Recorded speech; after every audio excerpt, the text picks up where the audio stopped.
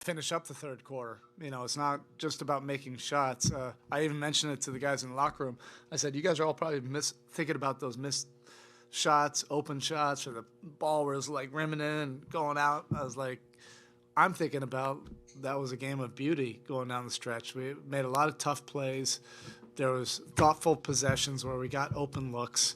You can't control necessarily where the ball's going in, but you can control the toughness, the physicality, the multiple efforts, finishing your defense. I mean, they have two bigs that are relentless and on the offensive glass. I thought we had some really good group rebounding efforts going down the stretch. So I'll sleep well tonight. Those guys will probably think about missed shots, but I like that finish.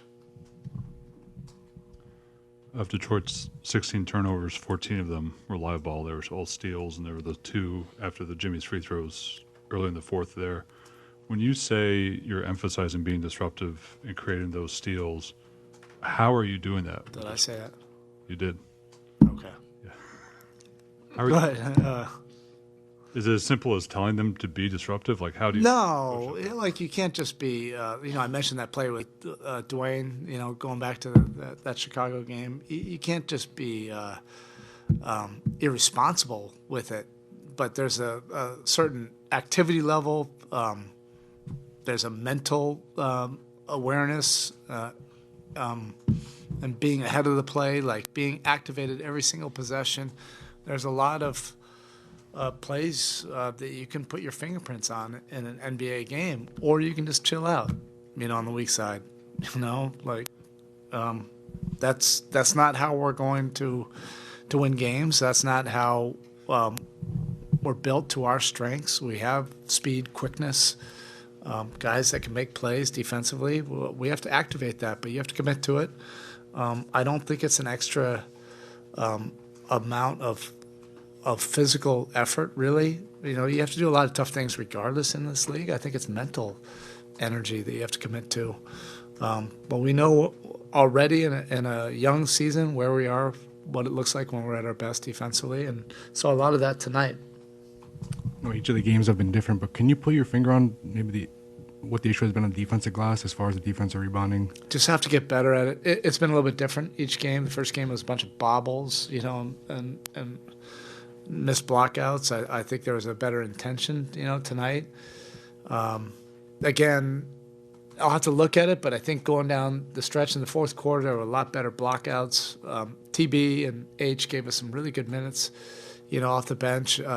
TB had some really good physical plays underneath. I thought Bam throughout the course of the game was so physical on the glass, but we need everybody activated, to block out, or go pursue, Jaime had a couple good rebounds, Jimmy, and everybody, has to be an active participant in rebounding. That's not just exclusive to us. It's this league. If teams are shooting a lot more threes, longer bounces, things that are different, then everybody's got to be a participant, to rebound. Spo, even from the first game, you see Tyler and Terry, they still kept that consistency even tonight with their play offensively. What stands out to just that balance that they both have in that starting lineup for you?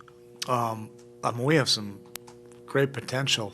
That'll get better after several weeks and months, but they already have a real good comfort level with each other. And they're dynamic, with their skill level and their shooting ability. That could have looked totally different. Some of those rimmed in and out shots or some of the wide open shots go. I mean, this could have been a, 23, 24 made 3-point game. But you just have to stay with it, whatever the right plays are. And I think those guys are making a lot of right plays, a lot of smart plays for our team, and we need them to be dynamic. So you went to Terry with the second unit in that first game, and last two games, kind of Jimmy's been in that rhythm with the second unit. I'm just wondering, they had a good rhythm in this game. Just what stands out with that group? Like how does Jimmy kind of bouncing off those guys in that lineup? Yeah, it's not rocket science. I think if you put Jimmy in any lineup, right, it's gonna look good. But you're finishing first and third quarters. He knows how to manage those possessions. I think that unit, we have a lot of versatility, so we can go a lot of different ways, but that lineup can be a game-changing lineup too. I read a few of the lineups down. I see a lot of those momentum-shifting lineups. That's one, because Jimmy can control it. Sometimes you're in the bonus, he can control that. He can get people to their spots. You have, Duncan that can blow up in a game like that. You have Jaime who's fearless. He's getting in rhythm, but he can make some things happen. And then, everybody else kind of fits into their role. So you just got to get the main things, figured out. But we'll probably be moving in a few different directions. And, right now I like this. It could change. But we have depth, and I plan on using it, and it may be different night to night. You mentioned some of the misses, but still you see like Tyler and Terry taking 12 3-point attempts each, some big ones down the stretch that they made. But regardless, is that the number that you think is appropriate for those? Pretty those good guys? number. Yeah, That's what's open. If it's open, those guys are great shooters. Don't leave anything on the table. That's basically my message to them.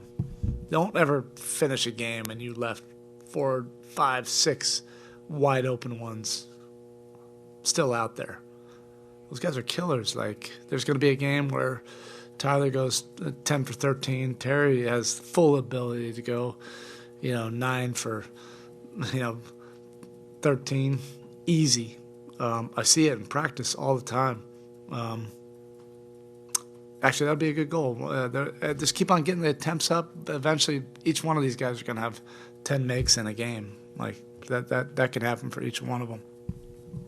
When you have Jaime closing with that group, the other 4 starters at the end, how does he kind of click into place with that group down the stretch? Yeah, he's kind of, he'll figure it out. He's a basketball player, right? He